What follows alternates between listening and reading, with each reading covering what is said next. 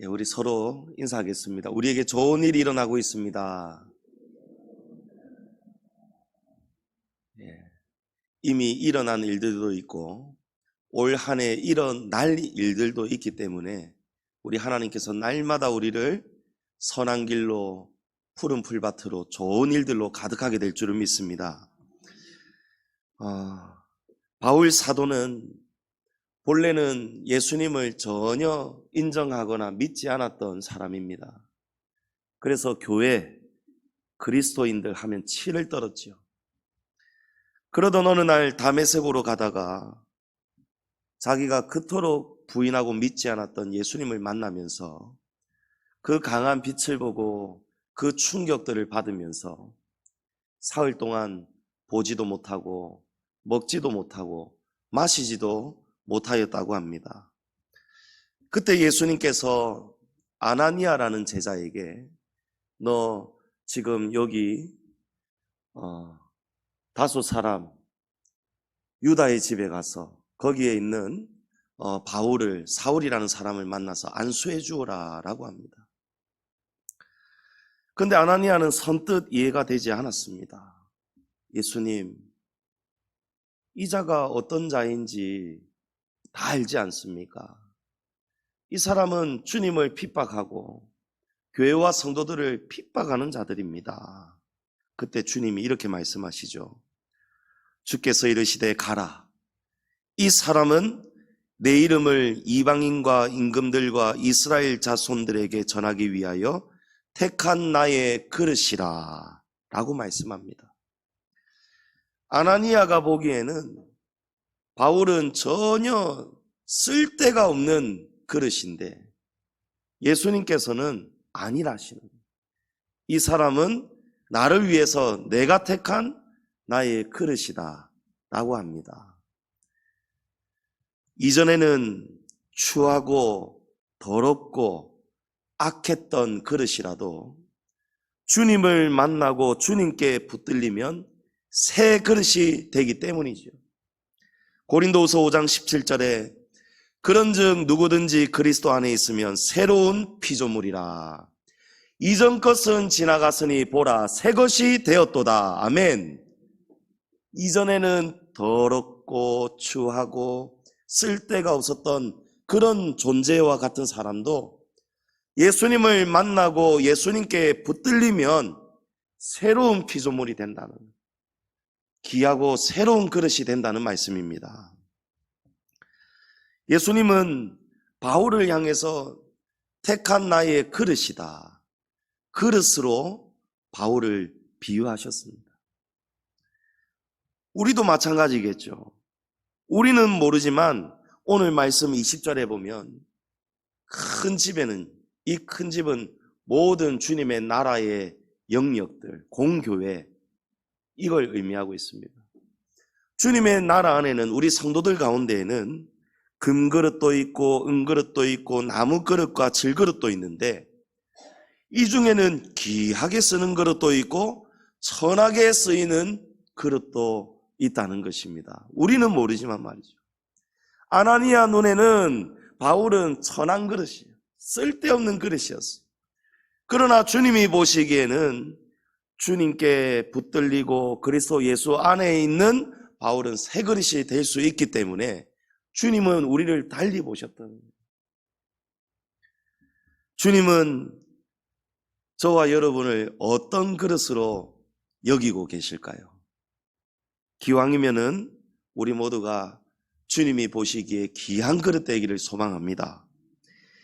새해에는 하나님께 더욱 귀하게 쓰임받는 저와 여러분 되시기를 축복합니다. 그러면 우리가 어떻게 해야 주님이 인정하시는 귀하게 쓰시는 그릇이 될까요?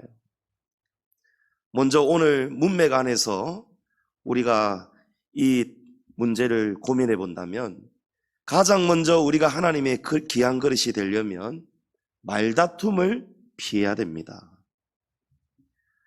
14절에 너는 그들로 이 일을 기억하게 하여 말다툼을 하지 말라고 하나님 앞에서 엄히 명하라. 이 말씀은요, 에베소 교회를 담임 목회하고 있는 디모데 목사에게 사도 바울이 권면하는 하나님께서 주시는 말씀이에요. 하나님께서 담임 목회자에게, 주의 사자에게 성도들을 향해서 엄히 명하고 가르치라는 거예요. 무엇을 말입니까? 말다툼을 피하라고 가르치라는 것입니다. 왜 그렇습니까? 이 말다툼은요, 아무 유익이 없기 때문이에요. 아무 유익도 없고 도리어 듣는 자들을 망하게 하게 한다. 공동체를 무너뜨린다는 거예요. 사람이 모이는 곳에는 어디든지 이 말이 나오게 되어 있습니다. 우리 교회 공동체도 마찬가지예요. 오늘 아침에도 그렇고 예배 마치고 나서도 그렇고 우리는 서로 간에 수많은 말들이 오고 갈 것입니다. 그때에 우리의 입에서 어떤 말이 나와야 되고, 하나님은 어떤 말은 절대로 하지 말라고 하십니까? 여러분, 말다툼은 절대 입 밖에도 내지 말라는 거예요. 여기서 말다툼은 성경의 진리와 상관이 없이 자기 자신의 만족과 유익을 위해서 주고받는 논쟁을 말합니다. 우리는 자기가 느낀 바, 또 자기가 주장하고 싶은 것을 상대방에게 말하기를 좋아합니다. 그리고 그 말을 상대방이 인정하고 받아들이기를 원합니다. 그것이 우리가 말하는 목적이죠. 내가 뭔가를 바라는 게 있으니까, 원하는 게 있으니까 우리는 서로 대화를 합니다. 그런데 만약에 상대방이 내가 말하는 이 주제를, 이 논리를 받아들이지를 않고 인정해 주지를 않고 오히려 반대로 반박하고 나선다면은 서로가 내 말이 맞다, 아니다, 그건 아니다 하면서 서로가 말을 주고받는 거예요. 논쟁이 오가다가 이게 과열이 되어서 말이 더 험악해집니다. 그러다가 이제 말다툼이 생기죠.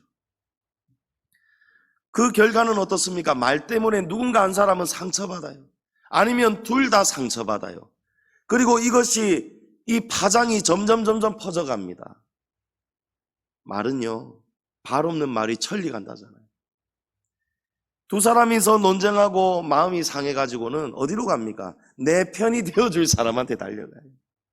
이라더라 저라더라 하면서 사람은 항상 자기 우호적으로 말을 합니다. 절대 상대방이 자신이 잘못한 거는 쏙 빼버리고 상대방만 잘못한 거를 막 이야기를 합니다. 제가 안식월 중에 있을 때에 제 친구 와이프로부터 연락이 한번 왔어요. 먼저는 사실은 그 친구로부터 연락이 왔어요. 크게 싸웠다는 거예요. 애 때문에 싸웠다는 거예요. 아이가 잘못해서 아버지가 훈육을 하고 있었는데 그 와이프가 막아서더라는 거예요. 그만 좀 하라는 거예요. 그러니까 남자로서, 아버지로서, 남편으로서 막 자존심이 상했겠죠. 잘했든 잘못했든 말입니다. 그 상황 자체가 막 자기는 못 받아들이는 거예요. 같이 못 살겠다 이런. 그러면서 막 자기 우호적인 말들을 다 들으니까요, 그 친구 와이프는 절대 상종 못할 인간이에요. 한 사람 말만 들으면요. 그런데 또 제가 두 사람하고 두루 같이 지나니까 이 와이프도 또 저한테 연락이 와요. 그러면서 제가 친구에게 못 들었던 이야기를 싹 다 들려주는데 들어보니까 이 인간도 안 되는 거예요. 이런 말이라는 것이 이런 거예요. 그래서 이 말은요, 서로 간에도 유익이 없고 또 전체적으로 볼 때에도 도리어 듣는 자들을 망하게 하는 거예요. 분별력이 부족한 사람은요, 편을 드는 거예요. 이쪽 말도 들어보고 저쪽 말도 들어보고 결국엔 어떻게 정리가 돼야 됩니까? 그리스도 예수 안에서, 하나님의 진리 안에서 정리가 되어야 되는데 우리는 자기 말, 자기 주장을 그대로 계속 고집한단 말이에요. 여러분, 이게 말다툼이라는 거예요. 그러므로 이 말 때문에 우리는 서로 상처를 받을 일이 많고요. 또 이 말 때문에 공동체가, 가정이 무너질 수도 있고, 또 인간관계, 직장에서 사회관계가 무너질 수도 있고, 우리 교회 안에서도 교회의 덕이 무너질 수도 있다는 것입니다. 말의 힘은 참 무섭습니다. 말은 엄청난 파괴력을 가지고 있습니다. 말 한마디로 천냥빚도 갚을 수 있는 좋은 순기능도 있지만 이 말 한마디 때문에 사람을 죽이기도 하고 살리기도 하는 이런 일도 있다는 거예요. 역기능도 있다는 거예요. 잠언 18장 21절에 죽고 사는 것이 혀의 힘에 달렸나니 혀를 쓰기 좋아하는 자는 혀의 열매를 먹으리라. 여러분, 좋은 말을 하면요, 좋은 것이 돌아오는 거예요. 좋은 말을 하면 이 혀의 열매, 좋은 열매를 먹게 된다는 거예요. 근데 이 혀에서 남을 상처 주고 죽이는 말을 하면요, 그것이 당장은 아니라도 그동안에 쌓아왔던 것이 때가 되면은 돌아오게 되는 거예요. 무엇이든지 사람은 심은 대로 때가 되면 거두게 되는 거예요.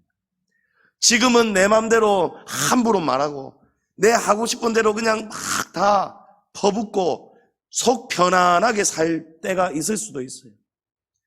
당장은 자기 자신이 대장 같아요. 기가 센 사람이 이길 거 아니겠어요? 목소리 큰 사람이 이길 거 아니겠어요? 그러나 하나님은 뭐라고 하십니까? 결국에는 그 사람 입에서 나온 열매가 그대로 돌아오게 된다는 거예요. 같은 말이라도요, 여러분, 사람을 살리는 말이 있고 죽이는 말이 있습니다. 희한한 사람들이 있죠. 별것 아닌 말인데도 그 사람이 같은 말이라도 이 사람이 말하면요, 막 마음이 막 기뻐요. 힘이 나요. 기분이 좋아집니다. 얼굴이 그냥 환해져요. 근데 똑같은 말이라도 다른 사람이 하면요, 순식간에 기분이 나빠지고. 그 사람의 능력이 놀랍지 않습니까? 한마디 가지고 순식간에 우리의 마음을, 억장을 무너뜨린다니까요. 여러분, 우리 고려시대, 조선시대 때 백정이란 신분이 있잖아요. 푸주간에서 소나 돼지 이런 일을 하는 사람을 가장 천한 계급으로 여겼습니다. 그러니까 양반은 어리더라도 양반은 이 백정을 함부로 하대하는 그런 시대에 있잖아요. 오랜 옛날에 박상길이라는 사람이 푸주간에서 고기를 썰고 있었어요. 백정입니다. 나이가 지긋하고 많았습니다. 근데 조그마한 어린 양반 두 사람이 고기 한 근을 둘 다 한 근씩을 사러 왔어요. 두 사람의 목적은 똑같습니다. 고기 한 근 사러 왔어요. 이제 둘 다 똑같은 말을 하겠죠. 고기 한 근 주시오. 둘 다 똑같은 목적이에요.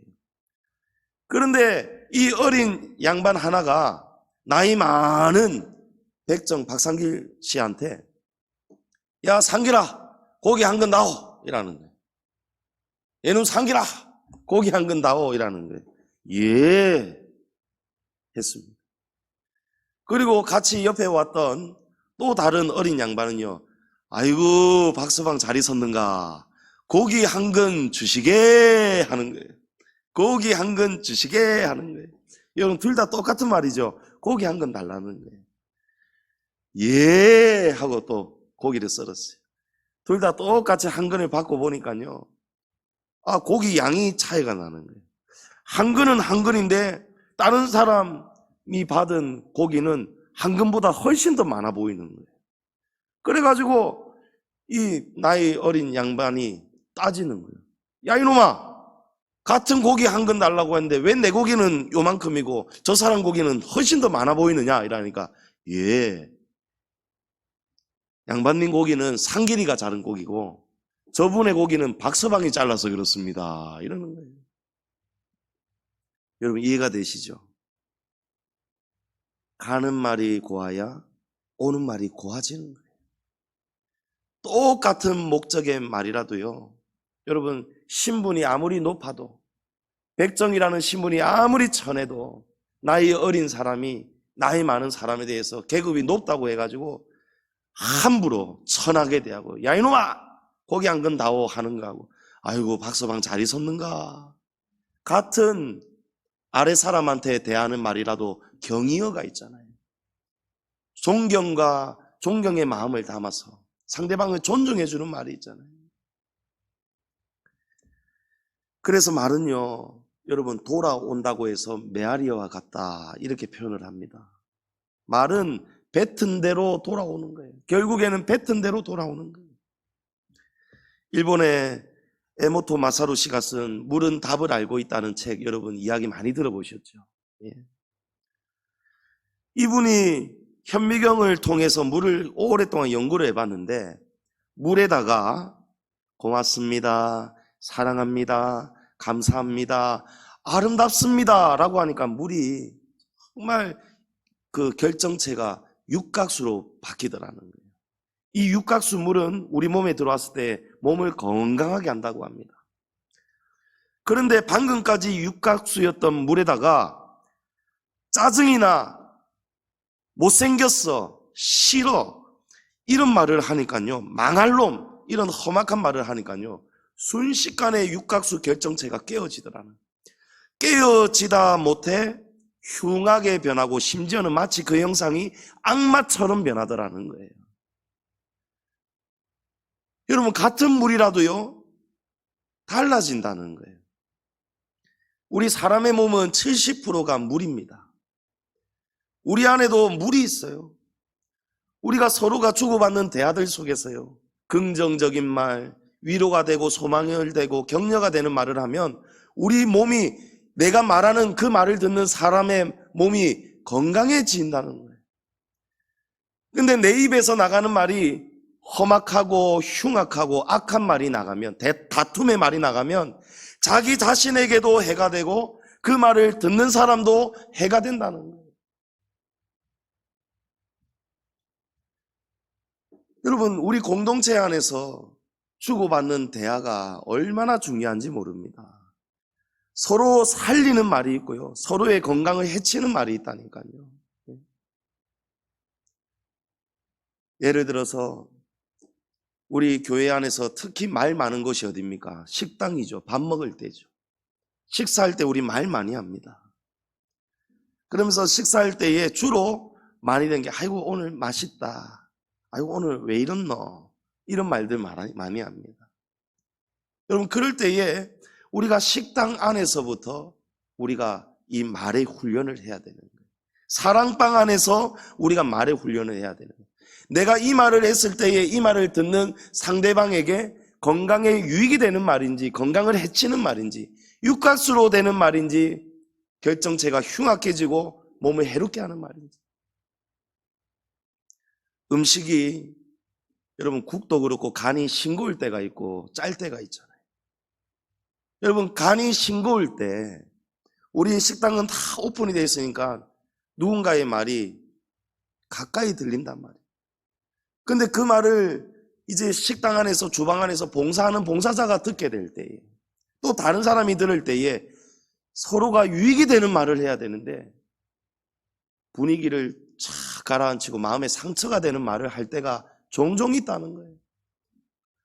아이고 오늘 왜 이리 싱겁노, 맹물이네, 맹물이네. 여러분, 이러면 음식을 한 사람도 마음이 좋을 리가 없습니다.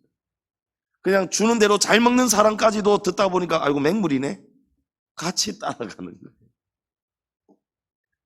그런데 또 어떤 사람은요, 아이고 우리 교회는, 우리 봉사자들은 진짜 우리 건강 많이 생각한다, 저염식이 몸에 좋다고 이렇게 간을 적당히 하고, 아이고 고맙다.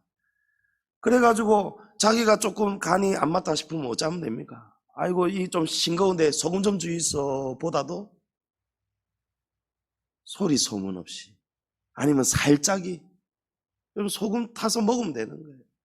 그러면 해결이 되는 거예요. 굳이 그런 말을 내뱉을 필요가 없는 거예요. 반대로 짤 때는요, 아이고 팍, 이 소태다 소태, 이 사람 먹는 게 맞나? 여러분, 이러면 얼마나 분위기가 험악해지겠어요. 근데 또 어떤 사람은요, 아이고 오늘 정성을 많이 들인다고 간을 여러 번 맞추다가 보면 짜질 수도 있잖아요. 맛있게 한다고 하다가 보니까 이리 됐는가 보다. 또 팔팔 뜨겁게 많이 하려고 달키다가 이게 조금 쫄아졌는가 보다. 이런 식으로 이해를 할 수가 있는 거예요. 입장을 이해할 수가 있는 거예요. 그리고 짠 거는요, 소금도 필요 없습니다. 정수기 갖고 그냥 뜨거운 물 조금 받아갖고 부어버리면 되는 거예요. 아니면 밥 한 술 더 뜨면 되는 거예요. 매일 자주 있는 일이 아닌 일 간에서 우리가 얼마든지 서로 유하게 될 수가 있다는 것이죠.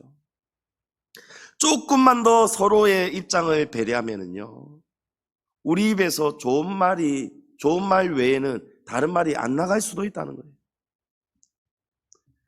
잠언 15장 4절에 온순한 혀는 곧 생명나무이지만 패역한 혀는 마음을 상하게 하느니라.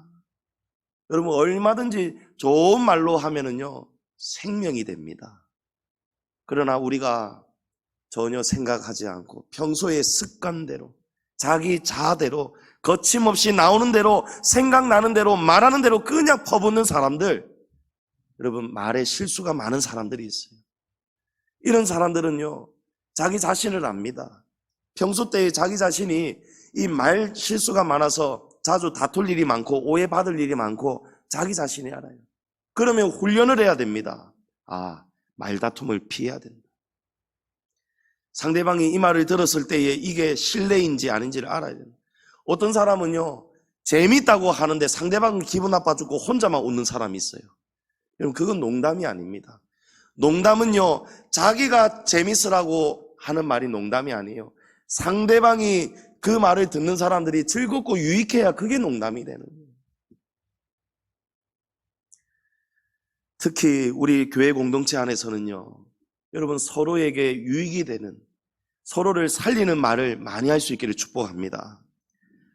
저질적인 농담, 불의한 말, 부정적인 말, 특히 음란한 말은요, 입 밖에도 꺼내지 말아야 되는 거예요. 절대로 자기에게도 누구에게도 유익이 안 되는 거예요.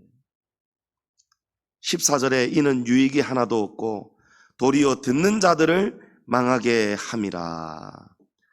여러분, 우리 안에 함부로 주고받는 대화들이 있을 수가 있습니다. 일부러 작정하고 상대방 상처 주려는 사람 잘 없습니다. 그런데 하다가 보니까 이 말이 서툴고 표현이 서툴고 또 상대방이 듣는 사람이 잘못 이해함에 따라서 이게 마음이 상해진단 말이죠. 그러면서 공동체가 덕이 무너지고 사랑이 무너진단 말이에요. 사단은 바로 우리의 말을 도구로 사용합니다. 말의 실수를 가지고 공동체를 무너뜨립니다. 그러므로 올 한 해 우리가 서로에게 상처되는 말 함부로 하지 않도록, 부정적인 말 내지 않도록, 굳이 안 해도 될 말 해서 긁어 부스럼 만들지 않도록, 덕을 무너뜨리는 일이 없도록 우리가 모두 귀한 그릇과 같은 존재 되기를 바랍니다. 잠언 25장 11절에 경우에 합당한 말은 아로 새긴 은쟁반의 금사간이라 라고 했습니다. 경우에 합당한 말은요, 은쟁반 위에, 가장 빛나게 해줄 은쟁반 위에 그냥 사과도 아니고 금사과라는 거예요. 여러분, 하나님이 어떤 사람을 금그릇으로 생각하실까요? 경우에 합당한 말을 하는 사람을 하나님은 귀하게 쓰신다는 거예요. 여러분, 주님 안에서 경우에 합당한 말이 무엇이겠습니까? 사람의 영혼을 살리는 말이에요. 교회 공동체에 건덕을 세우는 말이에요. 그 말이야말로 교회 안에서의 합당한 말인 줄로 믿습니다. 교회 공동체를 위해서 자기가 하고 싶은 말이 있어도 이거는 이 경우에는 이게 덕이 안 되겠다. 굳이 내가 나까지 입대지 말아야 되겠다. 그러면서 참는 거예요. 그리고 또 누군가가 잘 모르는 사람은, 신앙이 약하거나 잘 모르는 사람이 부정적인 말, 또 오해하는 말을 하고 있을 때는요, 그때는 나서는 거예요. 그때는 말로서 다른 말을 꺼줘야 되는 거예요. 교회에 덕을 세우는 말을 하시기를 축복합니다. 그러면 하나님께서 은쟁반의 금사과와 같이 우리들의 말을 여겨주시고 저와 여러분의 금그릇처럼 귀하게 쓰실 줄을 믿습니다. 두 번째로, 이번에도 말이에요, 말. 그런데 이번에는 조금 다른 말입니다. 두 번째로 우리가 귀한 그릇이 되려면 망령되고 헛된 말을 버려야 됩니다. 16절에 보면 망령되고 헛된 말을 버리라. 그들은 경건하지 아니함에 점점 나아가나니.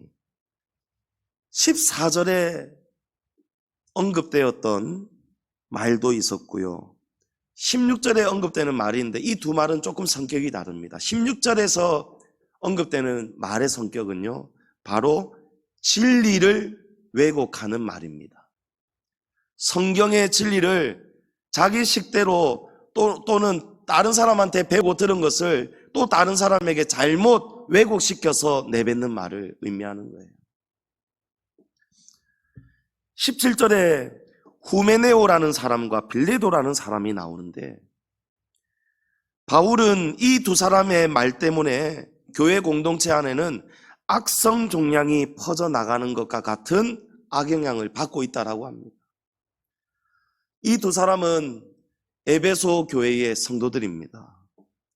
이 두 사람의 말 때문에 교회 안에는 지금 악영향이 퍼지고 있다는 거예요.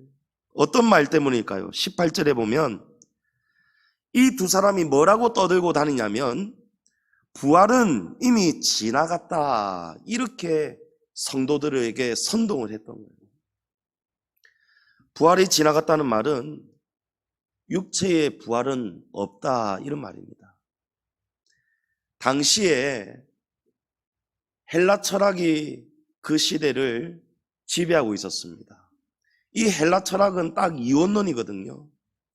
영혼은 선하지만 육체는 악하다는 거예요. 그래서 이 이분법 플라톤이 이데아를 주장했지 않습니까? 플라톤이 바로 이 시대의 사람이에요. 심지어 플라톤은 육체는 영혼을 가두고 있는 감옥이다, 이런 표현까지 했어요. 그래서 육체는 악하고 빨리 이 육체에서 벗어나야 된다. 육체를 벗어나는 것이 좋은 일이다. 그래서 이런 헬라 철학의 영지주의까지 합세를 해가지고 육신을 자학하거나 심지어 자살을 해도 된다라고까지 그렇게 가르쳤던 거예요, 이 시대 때. 또 육신은 본래 악하기 때문에 어떤 죄를 저질러도 어차피 육신이 악하기 때문에 영혼이 심판받는 것이 아니고 육신이 심판받는 것이기 때문에 상관이 없다, 이렇게까지 여겼습니다. 그러니까 이 후메네오하고 빌레도라는 사람은요, 예수님을 향해서 뭐라고 이야기를 하냐면, 예수님은 영혼이 부활하신 것이지 예수님은 육체로 부활하시지 않았다. 육체가 이렇게 악한데 예수님이 다시 그 악한 육체로 부활하셨을 리가 없다, 이렇게 주장을 하면서 교회 안의 성도들에게 이 헬라 철학과 영지주의적인 사고, 그 사상을 퍼뜨렸던 거예요.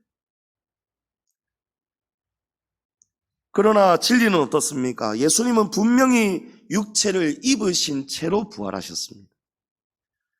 그래서 분명히 제자들에게 찾아오셨고, 배가 고프다면 먹을 것을 달라 하셨고, 생선을 같이 잡수셨어요. 또 의심 많은 제자 도마에게는요, 주님의 구멍 뚫린 손과 옆구리, 창에 찔린 옆구리를 다 내어 보여주셨어요. 예수님은 육체로 분명히 생생하게 부활하셨던 것이죠.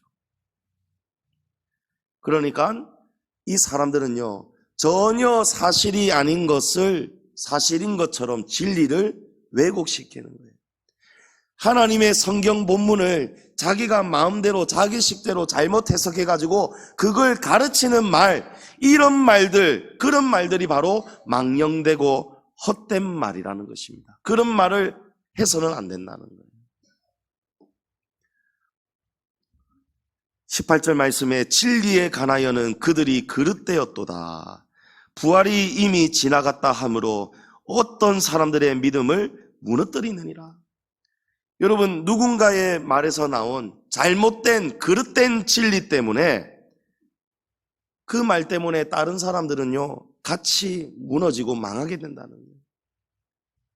여러분, 우리 성도들이 제일 많이 속는 구절이 뭔지 아십니까? 진리가 너희를 자유케 하리라, 이런 말이에요. 여러분, 얼마나 좋은 말입니까? 진리를 몰랐을 때는 막 구속받고 무겁게 살았는데, 힘들게 살았는데, 이제 나는 성장했다. 나는 이제 성숙해졌다. 그러므로 나는 이제 진리를 뭔지 알았다. 나는 이제 진리를 누릴 수 있다. 그러면서 얼마든지 나는 진리 안에서 자유할 것이다. 이걸요, 잘못 받아들이면요, 방종한 삶으로 가는 거예요. 신앙생활, 일상적인 자기의 삶도 자기 마음대로 살 수 있는 정말 위험한 말이 바로 이 말씀이거든요. 자기만 위험해지는 것이 아니고 남도 위험해지게 만드는 말이라는 거예요. 헌금 생활도 진리 안에서 내가 자유할 수 있다.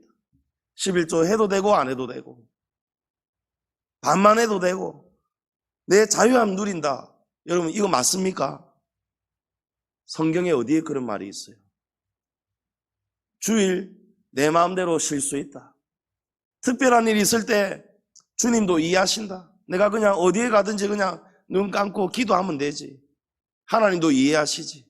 여기에 꼭 억압받을 필요 없다. 여러분, 성경 어디에 그런 말이 있습니까? 누구 입에서 그런 말들이 나옵니까? 여러분, 하나님은 그런 말씀하지 않으셨어요.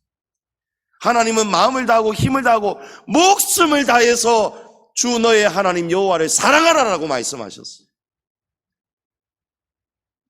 주일에 목숨을 걸라고 구약시대의 정신이 우리에게 말씀하고 있습니다. 그런데 어느 순간 한국 교회가, 어느 목회자들이 이 진리를 남용하기 시작하는 거예요. 어디에든 꼭 내 몸이 주일날 예배당에 와 있어야 되느냐는 거예요. 여러분, 속는 것입니다. 진리를 왜곡하는 거예요. 어쩔 수 없을 때가 있어요. 어쩔 수 없어가지고 예배당에 우리 몸이 못 나올 수가 있습니다. 하지만 그렇다고 해서 아이고 나 괜찮다, 난 자유하다, 이런 마음으로 우리가 하나님 앞에 서면 안 되겠죠. 하나님 너무 죄송합니다. 제가 피치 못할 사정으로 이렇게 오늘 성회의 자리에 나오지 못하고 있습니다. 하나님, 이 모습이 너무 부끄럽고 마음이 무겁습니다. 주님, 용서해 주십시오.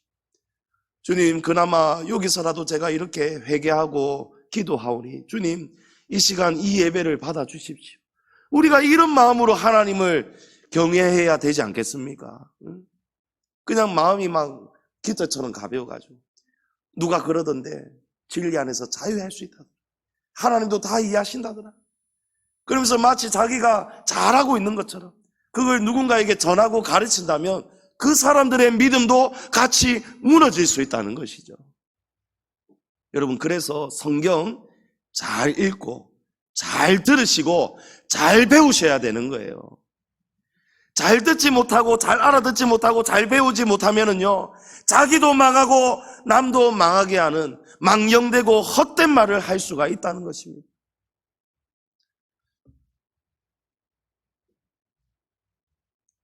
이스라엘 백성들이 애굽에서 나와가지고 광야를 걷다가 이제 가나안 지역, 접경 지역인 가데스 바네아에서 12명의 정탐꾼을 보냈습니다. 정탐꾼들이 가나안 지역을 정복할 수 있는지를, 이 땅이 어떤 땅인지, 이 땅에 어떤 사람들이 살고 있는지를 보고 왔어요. 가보았더니 대부분이 아낙 자손이에요. 아낙 자손은요, 골리앗이 아낙 자손이거든요. 아낙 사람이거든요. 아낙 자손은 이스라엘 사람들하고 이 유전자가 달라요. 키가 거의 보통이 3m예요. 얼마나 크고 우람하고 무서웠겠습니까? 그러니까 10명의 정탐꾼들은요, 12명이 가서 똑같은 것을 보고 왔는데도 10명은 죽을 상이 되어 돌아오는 거예요. 와서 백성들을 다 모아놓고 백성들이 모인 자리에서 막 떠들고 크게 지금 보고를 하면서 우리는 이제 끝났다는 거예요. 우리는 스스로 보기에도 우리는 메뚜기와 같더라는 거예요. 차라리 애굽에서 살다가 죽었으면 좋았을 것을, 광야에서 그냥 죽을 것을 우리가 왜 여기까지 와서 저 무서운 거인들에게 우리가 이렇게 비참하게 죽어야 되느냐. 우리 이제 죽었다 이러는 거예요. 그 말을 듣는 사람들, 그 말이 퍼지면서 여러분 온 백성들이 울고불고 난리가 나고, 백성들이 나중에는 원망하고 불평하고 분노하잖아요. 모세를 향해서 달려들고 하나님을 향해서 달려들잖아요. 여러분, 어디에서 이런 일이 벌어집니까? 말 때문이에요. 말 때문에. 망령되고 헛된 말을 들은 다음부터 이렇게 된 거예요. 그런데 여호수아와 갈렙은 어떤 말을 합니까? 망령되고 헛된 말을 안 해요. 여기서 망령되고 헛된 말은요, 진리를 왜곡시키는 말이라고 말씀드렸습니다. 여러분, 진리는 무엇이었습니까? 하나님께서 가라, 너희들이 차지할 땅으로 가라, 내가 이 땅을 너희에게 줄 것이다, 젖과 꿀이 흐르는 땅을 너희에게 줄 것이다, 내가 그들을 너희들의 손에 넘길 것이다, 가나안 7족속을 다 진멸하라, 내가 너희와 함께 할 것이다. 이게 진리 아니겠습니까? 여호수아와 갈렙은요, 진리를 그대로 받아들입니다. 비록 보기에는 그들이 키도 크고 우리하고 비교할 수 없이 강해 보이지만 여호수아와 갈렙은 뭐라고 말씀합니까? 여호와께서 우리와 함께 하신다면, 하나님의 그 말씀대로 주님이 우리와 함께 하시기 때문에 그들은 우리의 먹이가 될 것이다, 이렇게 말을 한단 말이에요. 그러나 이스라엘 백성들은요, 10명의 정탐꾼의 말을 다 따라가 버렸어요.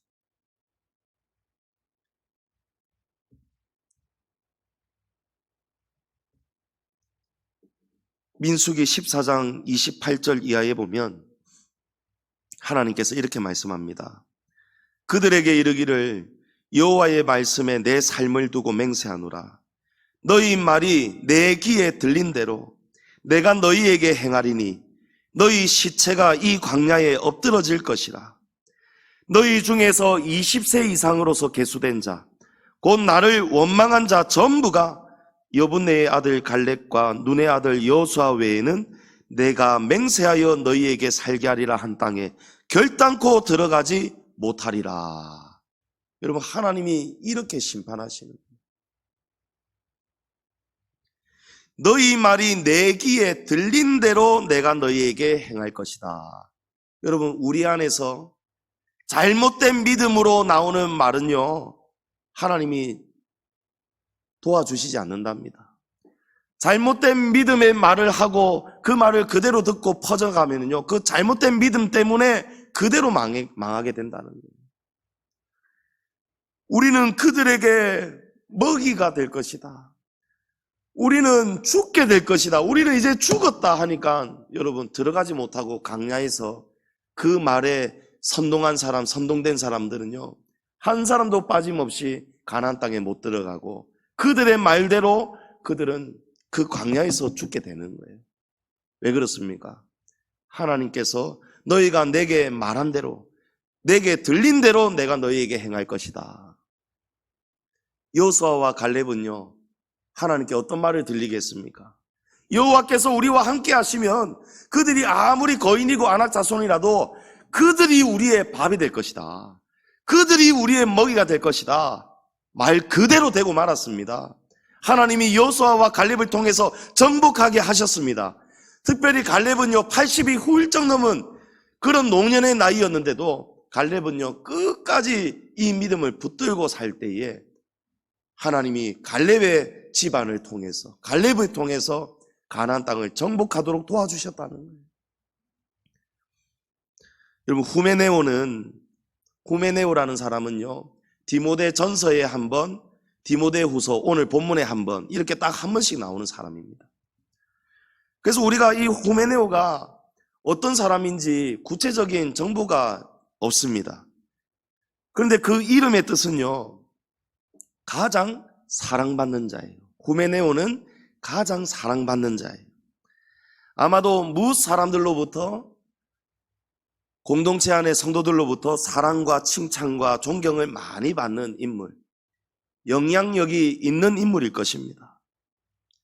하지만 그 사람이 영적으로 보면은요, 진리에 서지 않으니까 하나님의 말씀을 왜곡하고 영적 질서를, 교회를 무너뜨리는, 성도들의 신앙을 파괴시키는 암적인 존재였다는 거예요. 여러분, 교회 안에서 무 성도들에게 칭찬을 받고 사랑을 받는 사람들, 여러분 누가 있겠습니까? 아마 대부분이 중직자들일 거예요. 중직자들이야말로 성도들에게 존경과 사랑을 받지 못하면 중직자가 될 수가 없잖아요. 우리 다 투표해서 하나님 앞에서 투표해서 뽑잖아요. 그럴 때에 내가 사랑하고 내가 존경하는 사람에게 우리가 표를 줘서 장로님이 되시고 또 권사님이 다 되셨단 말이에요. 그러므로 이 후메네오라는 사람의 말은요, 오늘 이 시대로 보면 중직자의 입에서 나오는 말과 같아요. 여러분, 중직자들의 입에서 나오는 말은 실제로 그렇습니다. 얼마나 영향력이 큰지 모릅니다. 목사의 입에서 나오는 말도 교회 안의 성도들에게 영향을 크게 미치지만 우리 성도들 안에서, 사랑방 안에서 성도들 교제하는 곳 속에서 성도들에게, 뭇사람들에게 사랑과 칭찬과 존경을 받는 이 중직자들의 입에서 나오는 교회를 향한 판단과 말 한마디 한마디가 너무너무 중요하다는 거예요. 우리 중직자들은 어떤 경우에도 진리의 말씀을 옳게 분별하시고 우리 교회를 붙드시는 하나님의 크신 섭리를 중직자들께서 벌써 마음에 잘 이해하고 헤아리셔서 교회와 공동체에 또 믿음이 연약하고 어린 성도들에게 힘이 되고 소망이 되고 진리가 되고 생명이 되는 말을 하는 귀하고 복된 우리 중직자들 다 되시기를 축복합니다. 제가 지난 목요일 날 시찰 목사님들과 함께 식사 모임이 있었습니다. 제가 수요일 날 임시노예가 있었는데 제가 가지 않았거든요. 임시노예는 꼭 반드시 가야 되는 매여 있는 시간이 아니기 때문에 웬만하면 가지 않습니다. 어떤 문제를 다루는 안건은 제가 알고는 있었지만 그래서 궁금해서 물어봤어요. 지금 우리 노예 산하 교회 안에서, 동부 노예 산하 안에서 두 교회가 지금 목회자와 성도들 사이에 분쟁이 있는 거예요. 교회가 지금 무너지는 거예요. 그래서 그 중에 한 교회가 이미 이걸 극복하지 못하고 이미 작년 연말에 주보에 그 목사님께서 사임 강고를 내고 목사님이 더 이상 너무 마음이 상해서 교회를 목회를 못하겠습니다. 이렇게 되어버리는 거예요. 그래서 그 목사님 사임 청원하는 안건이 다루어진 거예요. 또 다른 나머지 한 교회는요, 아직 임시노예까지는 않았지만 지금 굉장히 위태한 상태라고 들었습니다. 그때에 우리 시찰 안에 있는 어느 한 교회의 사건이 어느 장로님을 통해서 교회가 은혜롭게 된 그 한 사건이 그 대화 주제 속에서 회자가 된 거예요. 어떤 일이냐면 우리 인근에 있는 우리 같은 시찰 안에 있는 교회인데 그 교회도 목회자와 성도들 간에 또 당회 간에 갈등이 있었어요. 분쟁이 있었어요. 그래서 이 몇몇 분들이 중직자들이 모여서 목사님 이제 내려놓도록 만들자 이런 말들을 하고 있을 때에 어느 장로님이 딱 지나가다가 그의 말씀을 들으시고는 조용히 다가가셔서 이분이 교수님이고 법학을 가르치는 분인데 이분이 아주 인자하게 목소리 어조도 경건하게 우리 이러지 맙시다. 이러지 맙시다. 목사님은 우리가 세운 우리 종이 아니고 하나님이 세우신 하나님의 종이기 때문에 하나님이 알아서 하시지 않겠느냐. 우리가 하나님께 기도하면 하나님이 우리 교회와 성도들에게 좋은 길로 하나님이 인도하시지 않겠느냐. 우리가 오해의 소지도 있고 말도 아 다르고 어 다른데 우리가 함부로 오해하고 이러면서 우리가 왈가왈부할 것이 아니고 우리 이제 이 시간 이후로 입을 딱 다뭅시다. 어떤 말도 하지 말고 하나님께 기도만 합시다. 이 장로님께서 중직자의 이 한마디를 통해서 교회가 잠잠해진 거예요. 그리고 성도들이 하나님께 이 일을 해결해 달라고 기도했는데 하나님이 이 일을 다 아름답게 해결해 주셨어요. 오해도 풀리고 또 서로 간에 매여있던 것도 풀어지면서 목사님 정년까지 목회 잘 하시다가 은퇴하셨고 은퇴하시고는 교회에 또 파송을 받아서 선교사까지 잘 하시다가 몇 년 전에 돌아가셨어요. 누군가의 입에서 나오는 한마디의 말 때문에 이 가나안 지역을 돌아보고 왔던 이 10명의 말을 듣고 이스라엘 공동체 전체가 무너졌고, 그 말 때문에 이스라엘 전체가, 그 1세대의 사람들은 다 광야에서 죽고 축복의 땅에 들어가지 못하게 되었어요. 그러나 여호수아와 갈렙처럼 진리를 변호하고 진리의 편에 서서 하나님이 기뻐하시는 옳은 말을, 진리를 분별해서 옳게 증거하게 될 때에 그 말을 듣는 2세대의 이스라엘 백성들은 다 따라서 축복의 땅으로 들어가서 차지했다는 거예요. 성도님 여러분, 우리 양지중앙교회 안에서 올해 우리 모두가 진리를 절대로 왜곡하는 것이 아니고, 하나님의 섭리를 우리가 오해할 것이 아니고, 하나님의 뜻이 이루어지도록, 그 이루어지기까지 우리가 더 인내하고 기다리며 서로 더 하나가 되고 서로 더 힘을 모아서 하나님이 귀하게 쓰시는 교회, 하나님이 귀하게 쓰시는 우리 모든 성도들 되시기를 축복합니다. 마지막으로 불의에서 떠나고 깨끗해져야 됩니다. 19절에 주께서 자기 백성을 아신다 하며 주의 이름을 부르는 자마다 불의에서 떠날지어다. 여러분, 깨끗한 그릇이 있고 더러운 그릇이 있다면 우리는 당연히 깨끗한 그릇을 사용할 거예요. 20절에 금그릇, 은그릇, 나무그릇, 질그릇 중에 여러분 어떤 그릇이 가장 귀한 그릇일 것 같습니까? 금으로 만든 그릇이에요. 왜 그럴까요? 금이 그 불순물이 가장 다 배출이 되고 가려내서 가장 깨끗한 상태로 만들어진 것이 금이기 때문에, 가장 깨끗하기 때문에 금이 귀한 것입니다. 19절 말씀에 하나님은 우리가 깨끗한 그릇인지 아닌지를 다 아신다고 말씀합니다. 주의 이름을 부르는 자마다 불의에서 떠나라. 여러분, 이 말씀은요, 무엇을 전제로 하냐면 주의 이름을 부르기 전에는 우리는 다 불의한 자리에 있었다는 거예요. 그러나 우리가 전심으로 주님 앞에 나아가서 주님의 이름을 부르고 주님께 붙들리면 우리는 깨끗하게 될 수 있다는 것입니다. 복음서에 보면 12에 12년 동안 혈루병을 앓던 여인의 이야기가 나옵니다. 이 혈루병은요, 몸에서 계속 출혈이 생겨요. 하혈을 계속하는 것이죠. 그래서 몸에서 계속 피가 나니까 몸도 파리하고, 또 아무리 교체하고 교체해도 피를 닦아내고 바꾸어도 몸이 늘 이제 피가 나오니까 악취가 진동을 하는 거예요. 그러니까 여인으로서 얼마나 참 불쌍한 병입니까?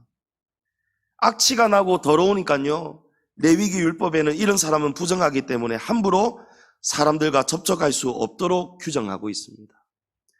그런데 이 여인이 예수님이 지나가신다는 소식을 듣습니다. 아, 예수님께 가면 내가 나을 것 같은데. 그런데 사람들 앞에 함부로 못 나가잖아요. 하지만 그럼에도 불구하고 이 여인이 자신의 정체를 숨기고 사람들 몰래 예수님께로 가까이 다가가서, 예수님 앞에는 서지 못하지만 뒤에서 손을 내밀어서 예수님의 옷자락에 손을 대었어요. 그 순간 예수님께서 자신의 몸에서 능력이 나간 것을 아시고 누구냐, 이 여인을 찾아 세웠어요. 이 여인이 예수님 앞에 와서 무릎을 꿇고 아뢰었습니다. 예수님, 제가 이런 사람인데 주님 몸에 손만 닿아도 나을 것 같은 믿음이 있어서 주여 제가 그렇게 하였습니다. 예수님께서 따라, 내 믿음이 너를 구원하였으니 평안히 가라. 예수님께 옷자락에 손이 닿이는 순간 이 여인의 이 피가 흐르는 병이 싹 그쳤다는 거예요. 할렐루야. 예수님께서 뭐라고 하십니까? 가라. 이제 너는 평안히 가라. 너는 이제 깨끗해졌다. 이제 너는 더 이상 내 몸에서 악취가 사라졌다. 깨끗해졌으니 가라는 거예요. 여러분, 악은 어떤 모양이라도 버리라고 하죠. 근데 우리는 스스로는요, 깨끗해질 수가 없습니다. 우리는 스스로는 깨끗한 그릇이 될 수가 없습니다. 어떻게 해야 됩니까? 이 여인처럼 수단과 방법을 가리지 않고 예수님께로 가까이 가야 되는 거예요. 그의 옷자락이라도 닿으면은 내 부정하고 더러운 것이 깨끗해질 줄을 믿습니다.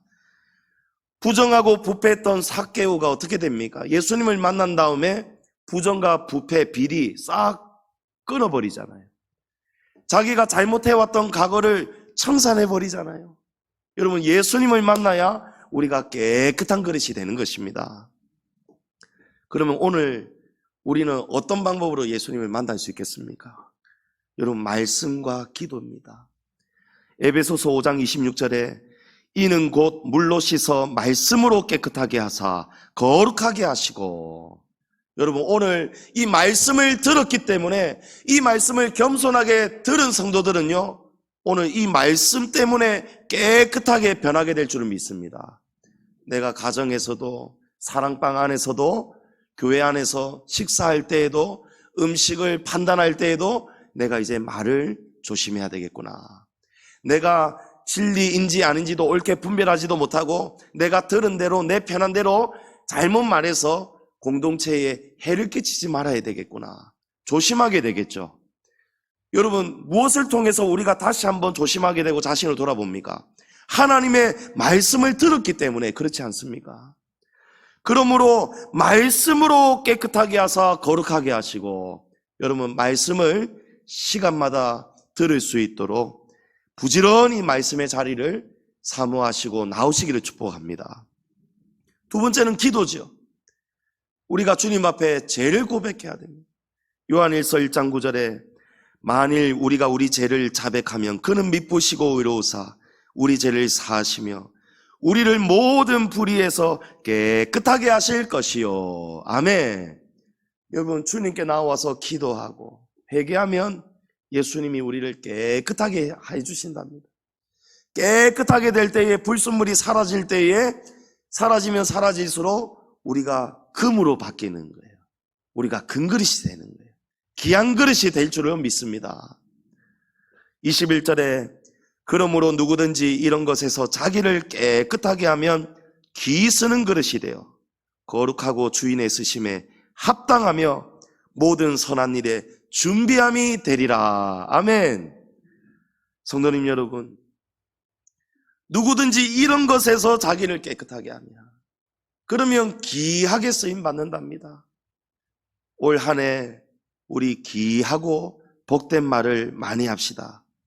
서로 칭찬하는 말, 격려하는 말, 용기를 주는 말, 서로 감사하는 말을 많이 하시기 바랍니다. 우리 교회 성도들에게 힘이 되는 긍정적인 말, 덕을 세우는 말, 진리 안에서 절대로 진리를 벗어나지 않는 귀한 말을 많이 할 수 있기를 축복합니다. 무엇보다도 혈루병 여인처럼 주님 앞에 우리가 올 한 해 말씀과 기도를 통해서 예수님께 가까이 다가가서 더 깨끗해지는 저와 여러분 되기를 바랍니다. 그래서 우리 모두 교회의 덕을 세우고 성도들에게 기쁨과 위로가 되어서 하나님께서 귀하게 쓰시는, 귀하게 쓰임을 받는 그릇 다 되시기를 주의 이름으로 축복합니다.